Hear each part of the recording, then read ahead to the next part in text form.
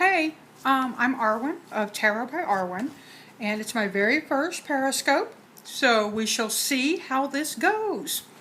I'm excited to try it out. Amethyst Mahoney, if you're not following her, you definitely want to, is the one I've been following and watching, and also Indigo Ocean, who has a really wonderful style. I wanted to talk a little bit about tarot and writing. I'm a published author. I write as Mary Lou Mann. And I wanted to show you how to use tarot to spark your creativity and get your characters jumping. One thing that we often talk about as writers is make your characters three-dimensional, make them jump off the page. But more than that, make them somebody your readers want to know, that they want to get in touch with. Workshop I went to, somebody said that the very best, hi Soul Serenity, said the very best thing to do was to make your heroine and hero people you might like to have lunch with. So for me, that's an awesome thing. So we're going to just jump into it and do what I call the cocktail spread. I believe in hands-on. I believe that we should just dive into stuff. So I guess I really haven't told y'all much about me other than the, hi Sophie, that I write. And let's see, I live in Austin, Texas, for now. I live with too many animals to count. What else? I read tarot for a living, so yeah, there's that. I've taught tarot for writers over 10 years now, and it's a subject very near and dear to my heart. I teach online for the hero's journey and how to use that to finish your damn book, right? So, I'm using the Gaian Tarot. That's the back. It's a beautiful, beautiful deck. There's some of the, whoops, doop, doop, doop, doop. There's some of the cards. Let's get started in the cocktail spread. It is Soul Serenity. It's a gorgeous one. Hi, Fire. Jen, it's one of my favorites. I've been reading with it and have 5 copies of it. Yes. My personal tarot collection of oracles, tarot, and Lenormand is over 400 decks. Hi, I'm Arwen. I have a problem. So, we're going to use the cocktail spread, and when writing, you need to know a little bit about your characters. You want to have them be different. For instance, if I told you, name me a character who is a big, bold adventurer, archaeologist, and really scared of snakes. Who would you think that was? First person to answer gets a gold star. Virtual. Archaeologist, adventurer, scared of snakes. Jen wins. Gold star, gold star. And then, and this is an older one, bar owner, bartender, alcoholic. That's Sam from Cheers. So you've got characters that are memorable. You think, oh gosh, I know these people. We're going to do the job of this person, their strength, and their quirk. That's going to help you get into your characters a little bit. So, I'm doing just a brand new character, nobody I have in any mind. Sometimes I do this when I'm working on a new story, and I kind of know a character. I know, like, well, let's make her a tarot reader. And then I don't know much more about her. This helps me. So, first card. This is the job of the person. Ooh, Ace of Fire. See the little snake coming out of the shell? So the job to me, this person is somebody who helps other people come out of the shell. Maybe they are a coach of some type. Maybe, I keep thinking personality coach or a job coach. You know, somebody who gets other people to be their very best selves. And but they're kind of in their shell themselves, so the persona they put out is not quite real. And that's what they teach is fake it till you make it. If you haven't heard that one yet, go to a self-help group. So that's the job. Their strength. Ah, the star. Now, you will notice that I don't read tarot when I'm doing writing. I don't read it traditionally.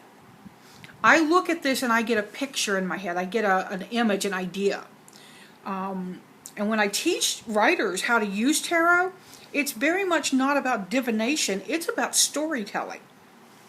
So the star, this is her strength. She's a good water drinker? Maybe not. But that does make me think about health. So her strength is that she's a very healthy person. She likes to do things very naturally, and she's very into natural foods. And I'm purely getting that off my kick on water. That's all I'm doing. The star traditionally means goals. It can mean higher education. It can mean very good things coming. But I'm using tarot in a very different way here. And at the end of this, I'll probably do a couple of just little one-card readings for folks on a traditional sense. I have been reading tarot since 1981. Oh, Maggie's here. Hey, Maggie. Now, the last card is, to me, the key card for a character, and that's the quirk. That's Indiana Jones, big brave dude, scared of snakes. Sam owns a bar, alcoholic. This is the quirk. Are you ready? Are you scared? Oh my, the magician is her quirk. Now, I could go a couple of ways with this. And what I'm going to tell you is that she's a stage magician, but she has stage fright. So she's somebody who coaches other people on how to be bold, how to come out of their shells, how to be seen and noticed. She's very, very natural. She's very back to basics and wants to be wholesome and whole and eats locally, that kind of thing. But she's also a stage magician? Now that's kind of weird to me. And I don't know that I would work with that character, right? But you are the creator. You are the author. So you get to be omnipresent and omnipotent. You get to create what you want to create. And that's why I tell people that tarot for writers is just another tool in your deck. It's just like storyboards. It's like plotting. It's just a tool. It's not the be-all and end-all of writing. It can't be. You have to have many tools. It's a great way to break through writer's block. I'm not a person who really buys into writer's block. I think there's writers, I don't wanna. There's the writer's 5-year-old self.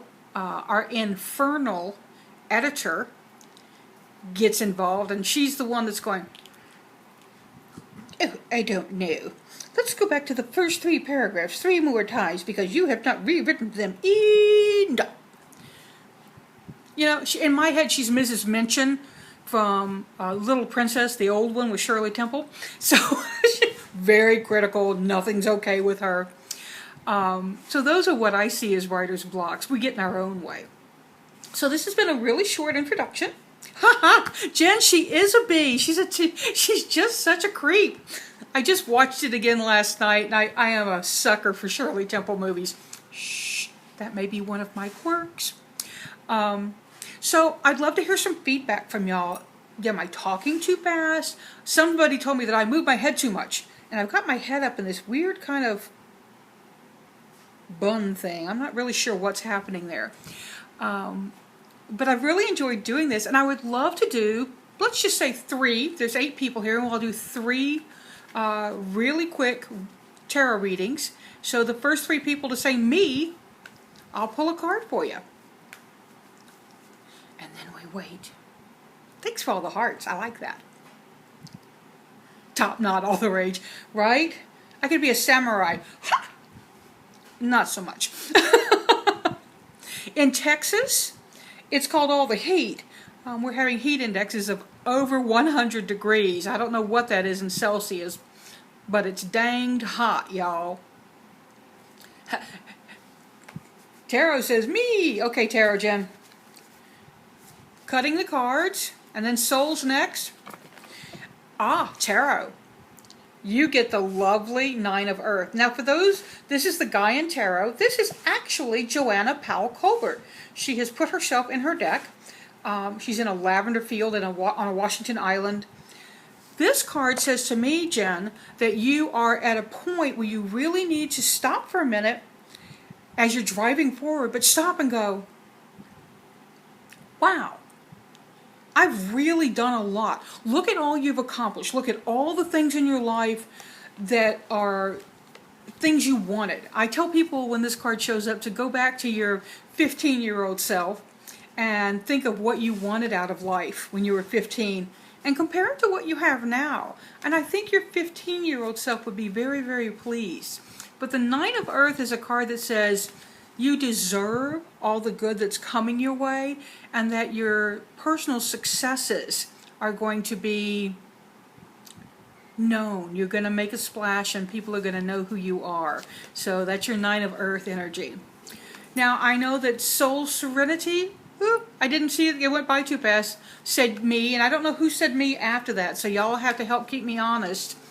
But Soul, we're going to pull yours now. I'm cutting the cards. And I did put the 9 back in. Uh-oh. Oh! Imogen! Hi, honey! Now you get to hear my crazy accent. Oh, look at that, the Four of Water, and look at her hair. Y'all have to know that I just watched her first Periscope. You must follow her. She's wonderful. It was really, really a great reading. Her Periscope. She did readings at the end, and she talked about how to answer your calling, and it was really, it was empowering. I'm 54. I'm almost double her age, and it was really, really, really good. But Imogen, am I saying your name right, or is it Imogen? I think it's Imogen. I'll just deal with it. You get the Four of Water. Now, interestingly enough, this is the well at Glastonbury Tor. It's said to be the well of Avalon, I believe. Here is a young woman who is clearing out her well. She's clearing out all the emotional debris. She's pulling it out and getting rid of it and making it go away. And I think this is really important. She said a few things in her Periscope. I'll let y'all go watch it so you can find out what I'm talking about some things going on for her past. And I think this really speaks to work you're doing now in terms of clearing your emotional well out and clearing your channels. There may be something that you feel is kind of cutting you off or impeding you. It almost feels like half-life stuff, like this side of life and this side of life can't match up and you're really trying to blend them. So that to me speaks to the Four of Water for you. Keep digging, keep pulling it out. Do not be afraid to stir up the bottom and get the sediment going so you can filter it out. Does that make sense to you? Oh yes, she says. Okay, good. Now who was the next one? Maggie, I saw you. Did you want the next card? Because I'm doing 3. Thank you. I'm glad. I'm glad. You're very welcome, Imogen. Yes, Maggie says. Yay. Kind of scared to read for Maggie. Cutting the cards. Maggie, you get, dun dun dun, 3 of Earth. Woman, what kind of group project do you have in mind? Go for it. Gather those other hearts. Gather those people that understand you, that really get you on a cellular level. And go forward with that project. It really feels like a group, like almost a writing project to me, like a combination tribe kind of effort. So if you're gathering your tribe together to work on a project that's going to be for prosperity, there's going to be a financial piece of that. It's going to go really well. And this is going to sound weird, y'all, and this is how I read, but the first 3 group, the first people you get together, expect one who maybe drop out, but you'll have another person come in. So don't be surprised if one person has to drop out for one reason or another. Maybe just got overwhelmed, too much on their plate. But that is my very first Periscope. thank you so much for showing up. I'm Arwen of Tarot by Arwen. I hope you'll join me on Twitter. And you can join me on Facebook, where I am, strangely, Tarot by Arwen 1 with a number behind it. That's my business page. My personal page doesn't have the 1. Thank you, Maggie. I'm glad that spoke to you. Thanks, Imogen. This really is nerve-wracking, isn't it? So I tell everybody, seek joy, y'all. Pass it on. Bye, y'all.